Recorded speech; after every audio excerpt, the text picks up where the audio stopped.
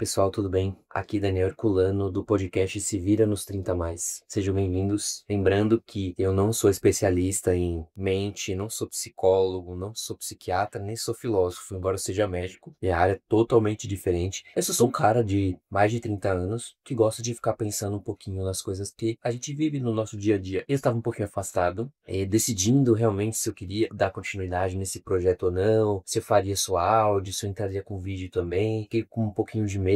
Então, aquela coisa, né, o subconsciente me travou um pouquinho, mas eu tomei coragem e decidi continuar. Eu acho que no mundo de hoje a gente está precisando de ter alguns momentos de refletir um pouquinho com mais profundidade sobre as coisas. Então, eu acho que, mesmo se ninguém me assistir, só de eu estar gravando, tendo esse momento para refletir sobre alguns assuntos que me passam pela cabeça ao longo da minha semana, eu acho que para mim já tá valendo. E hoje eu queria falar sobre um tema muito interessante, que é sobre prazo de validade. Inclusive, eu estava pensando qual que é o tema que eu posso começar para voltar, né, com os podcasts, e pensei em vários, cheguei a fazer vários esboços, mas agora eu tava dormindo de tarde, hoje é um domingo, que vai ser o dia oficial que eu vou gravar esses podcasts. Tava descansando um pouquinho agora de tarde. E aí sabe quando a gente acorda e não sabe muito bem se a gente já acordou, se não acordou, me veio esse tema na minha cabeça, que é sobre a durabilidade das coisas. Pensa comigo, você já parou pra refletir como as coisas duravam mais antes? Então, por exemplo, aquela geladeira azul que tinha na casa da sua avó, da sua bisavó, se ela tiver em algum canto e a gente ligar na tomada, eu tenho certeza que 60 anos depois, hoje em dia, ela vai estar funcionando. Aqueles carros bem antigos que também devem funcionar até hoje, embora deve soltar uma poluição danada. Então, como as coisas antigamente, né, os eletrodomésticos, eles duravam mais, os celulares, né, aqueles celulares tijolão da Nokia que a gente tinha lá na década de 90, quem é 30 mais conhece, duravam anos e se bobear funciona até hoje. Aqui a gente brinca, né, que eles sobreviveriam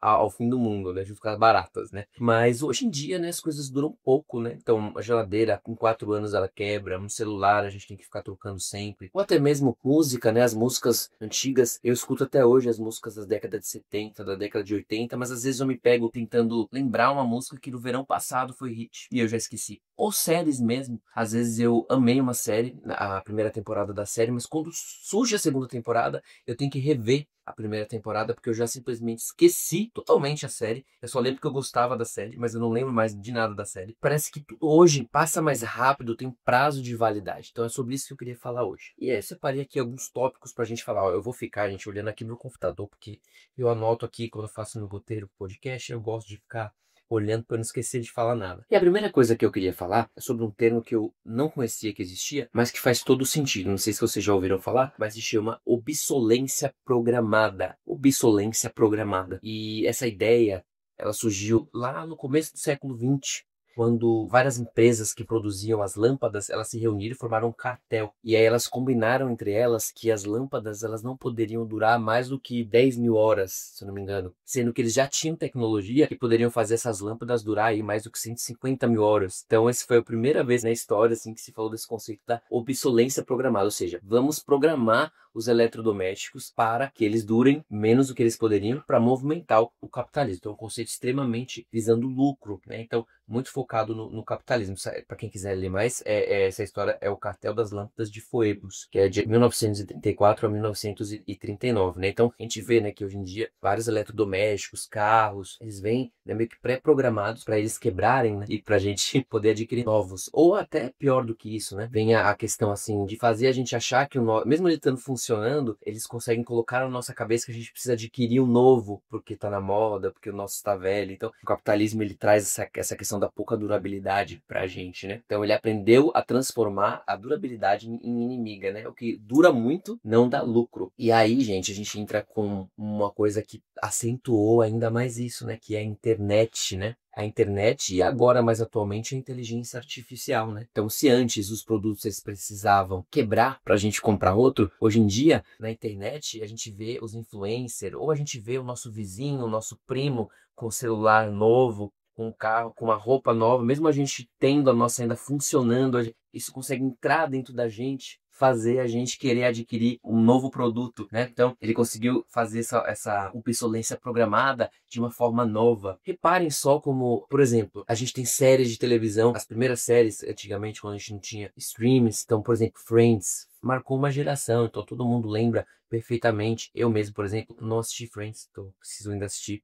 mas eu amava Sex and the City. Então, uma série aí dos anos 2000, que eu sei todas as temporadas, eu sei tudo sobre as personagens. Então, isso marcou uma geração. Hoje em dia, as séries, elas vêm, elas fazem um sucesso, ficam no top 1, todo mundo fala sobre essa série por uma semana, mas quando chega a segunda temporada, como eu falei, a gente nem lembra mais o que se passou, né? Ou senão a gente olha e fala, nossa, eu conheço essa série de algum lugar. Então as coisas, elas não marcam mais a gente, né? As músicas também, né? Aquelas músicas dos anos 80, clássicas, aqueles artistas, até os brasileiros, como Caetano Veloso, Maria Bethânia, as músicas antigas que até hoje transcendem, passam por gerações. Recentemente, a gente foi no show de Ney Matogrosso, que tá aí há décadas, o cara tem 83 anos, e foi muito interessante ver o tanto de intergeracional que tinha desse público dele nesse show aqui em Salvador, na Concha. E isso a gente vê cada vez menos hoje em dia com as músicas. A gente vê as músicas no verão faz o maior sucesso. Já 3 meses depois a gente nem lembra mais as dancinhas, a gente esquece tudo. Como que é tão bizarro isso? Vocês não têm essa sensação que a gente tá esquecendo as coisas muito rápido? Na verdade, talvez não seja a nossa memória que esteja fraca. Talvez seja que a gente está consumindo muita coisa de uma vez e, por exemplo, a gente assistiu a primeira temporada da série que a gente gostou. Daqui que sai a segunda temporada, a gente já assistiu mais 10 outras séries. Então é muito consumo, é muita opção. O capitalismo coloca a gente muito, muito rápido. Então eu entendo que a internet, e nem mais atualmente a inteligência artificial, ela criou a obsolência da nossa atenção. Então, antes a gente tinha a obsolência programada e agora eu acho que a gente tem a obsolência da atenção. É tanta coisa para a gente consumir que a gente não consegue fixar mais tanto a memória quanto a afetividade que essa série, que essa música, que esse programa traz pra gente, entendeu? Aí eu fiquei pensando, tem um livro que eu já falei algumas vezes aqui para vocês, que é do Bui Shuyan, que se chama A Sociedade do Cansaço. E ele traz alguns temas em que ele fala assim sobre a vida em excesso, sobre a erosão do tempo. Ele fala justamente sobre essa explosão de informação que a gente vive, em como esse excesso de estímulo, ele destrói a profundidade, né, a memória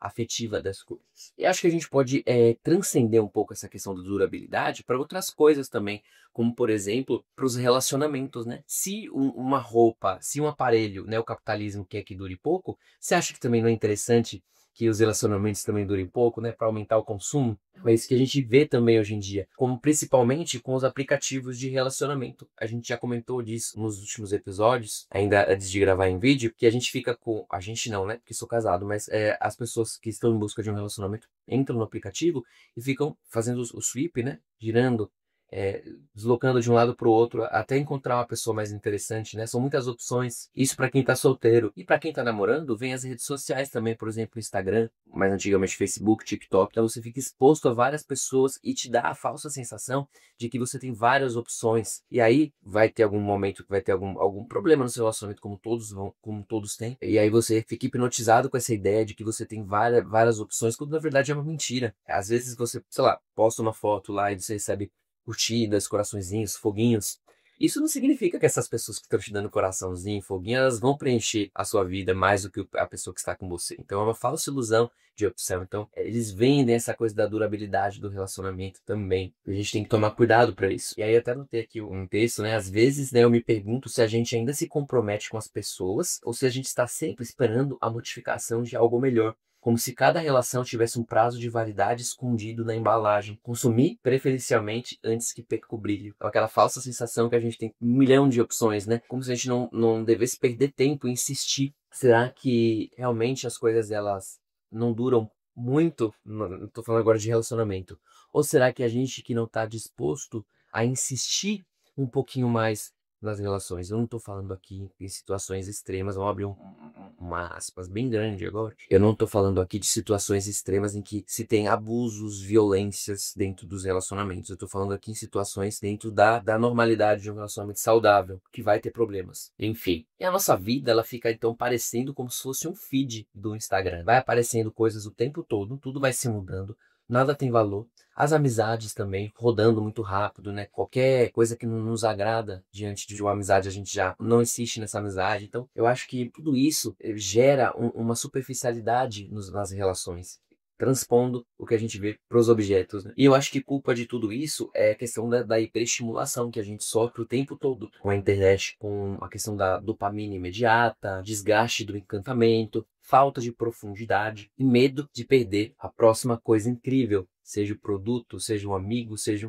um novo relacionamento. Então, quanto mais escolhas a gente tem, menos valor a gente dá para cada uma delas. Então, o que talvez a gente possa fazer, né, para tentar melhorar isso? Então, acho que a gente tem que tentar valorizar um pouquinho mais a profundidade das coisas, voltar um pouco para o analógico, sabe? Ler mais, passar um pouco de tempo mais fora de internet. Eu acho muito importante isso. Eu acho que eu já falei aqui algumas vezes, mas já tem mais de um. Já é o segundo ano que eu faço isso. Eu fiz uma assinatura de livro e aí eu recebo em casa todo mês um livro. Eu leio esse livro e aí isso foi me despertando a gostar da leitura. E aí, fora os livros que eu recebo dessa assinatura, eu também compro alguns quando eu escuto algum podcast, algum amigo me indica, eu compro. Às vezes eu até tenho aqui uma fila de espera no meu guarda-roupa de livros, mas eu me organizei de forma que durante a semana, de segunda a quinta, então segunda, terça, quarta e quinta, eu não consumo filmes, séries antes de dormir. Eu leio, então é o meu tempo de leitura. Aí sexta, sábado e domingo, eu me permito assistir uma série, geralmente ou sozinho ou com meu marido, mas durante a semana eu não preencho a minha agenda, não dou espaço para séries e, enfim, para coisas visuais. Eu gosto de ler, eu sento antes de dormir e ler. Eu desligo, deixo meu celular no modo avião quando dá mais ou menos 9h30 da noite, tomo meu banho, faço meu skincare, passo meus cremes, deito cheirosinho e leio meu livro. Então isso já virou um hábito para mim, para tentar quebrar um pouco o ciclo dessa dopamina desenfreada que a gente é exposto o tempo todo com a internet. Ao longo do dia eu também tento deixar o meu celular no modo avião para evitar muitos estímulos e eu conseguir me concentrar nas coisas que eu estou fazendo no trabalho. Acho que ter conversas mais profundas também, não só se contentar com trocar memes com seus amigos, acho que conversar coisas mais profundas é importante. Então acho que a gente tem formas aí de tentar driblar essa superficialidade que a gente é exposto o tempo inteiro. Eu acho que vira um ciclo vicioso, né? A gente vive essa superficialidade, gera solidão na gente, a gente consome ainda mais e vai se retroalimentando tudo isso. Eu acho que nem tudo realmente precisa durar para sempre, mas o que dura, ele realmente precisa ser vivido de verdade. Eu queria terminar essa reflexão perguntando para você que está me ouvindo, o que na sua vida você gostaria que durasse e o que você continua só porque você está acostumado.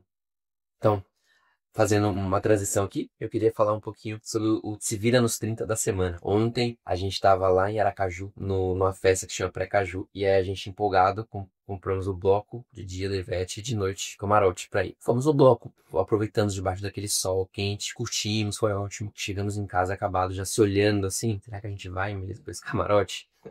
Aí os nossos amigos estavam já super empolgados, esperando a gente, né? Ficamos na casa de um amigo nosso. Aí a gente, não, vai ficar chato, a gente não ir. A gente foi, acabamos curtindo só uma das atrações. Deu meia-noite, a gente virou abóbora, foi pra casa. Acho que o camarote terminaria 4h30 da manhã. E, enfim, chegando lá, você vê, não damos mais conta de virar o dia e a noite em festa. Chegando lá, na casa desse meu amigo, o banheiro dele maravilhoso, aquele chuveiro maravilhoso. Tinha shampoos ótimos, com ótimo condicionador, creme de cabelo, creme de corpo. Então, meia-noite e meia eu já tava lá tomando meu banho maravilhoso. Passei creme no rosto, creme no cabelo. Passei um creme maravilhoso que tinha lá no corpo. Eu tô obcecado por cremes de corpo, inclusive. Deitei, meia-noite e meia eu tava cheirosinho deitado na cama. Então é isso aí, gente. Rolei 30 a mais. Curti bem o dia, mas a noite, inegociável. Não tinha como eu ficar naquele camarote. Muito melhor ficar com os meus cremes cheirosinho, deitadinho. Inclusive, falando nisso, eu até deixei aqui que eu estou obcecado por cremes e eu descobri esse creme aqui. Eu não vou nem mostrar a marca porque não é publi, infelizmente. Eu nem tenho seguidor pra isso. Mas esse creme aqui, eu nunca fui de passar creme no corpo, né? Já tem um tempo que eu faço os meus skincare no rosto, mas o do corpo, eu tava em débito. E aí eu achei esse creme que eu ganhei de aniversário de um amigo ano passado, tinha mais de um ano. Tava lá, quando eu fui fazer uma faxina lá do armário do meu banheiro, que tinha um monte de creme, velho, um monte de coisa. Aí quando eu fui fazer essa faxina, eu lembrei desse creme aqui. E deixei. Aí eu, no dia, eu resolvi testar. E ele não parece muito um creme, na verdade, né? Ele parece assim, sabe, óleo de amêndoas? Só que ele é mais cheiroso que o óleo de amêndoas e ele não fica aquela sensação pegajosa no corpo igual fica o óleo de amêndoas. Enfim, eu tô simplesmente obcecado por esse creme. Ele é maravilhoso. Se alguém quiser saber o nome, ele não é caro. Me manda pra mim aí embaixo, escreve, pergunta qual é o nome do creme que eu passo pra vocês, pra quem ficou aí até o final do vídeo. Enfim, livro que eu tô lendo agora, o meu livro da Tag, que é o nome da empresa, que eu faço assinatura, chama Tag. É um livro pesadíssimo, mas muito interessante, que fala sobre Auschwitz, um crime policial que acontece lá dentro. E eu, sinceramente, não tinha dimensão dos horrores que se passavam em Auschwitz, né? Por mais que a gente tenha estudado, como a gente passa na escola, eu não tinha dimensão das atrocidades e da violência que acontecia. Inclusive, eu fui até pesquisar um pouco sobre isso e para entender como é que chega nesse ponto de violência, né? Você vê como que ela vai chegando aos poucos, né? Enfim, isso pode virar tema para uma próxima reflexão nossa. Bom, agradeço a todo mundo que ficou aí até o fim comigo. Espero que vocês continuem me acompanhando. Se vocês tiverem alguma sugestão de tema pra gente conversar e refletir junto aqui, no momento aí para você fugir do feed da sua internet, me fala que a gente pode programar uma discussão aqui no nosso podcast. Um abraço para todo mundo. Curta, compartilhe, siga aqui no Spotify. Vou colocar agora os vídeos no YouTube também, no Instagram. Vou deixar tudo escrito lá no corpo do Spotify, viu? Um abração.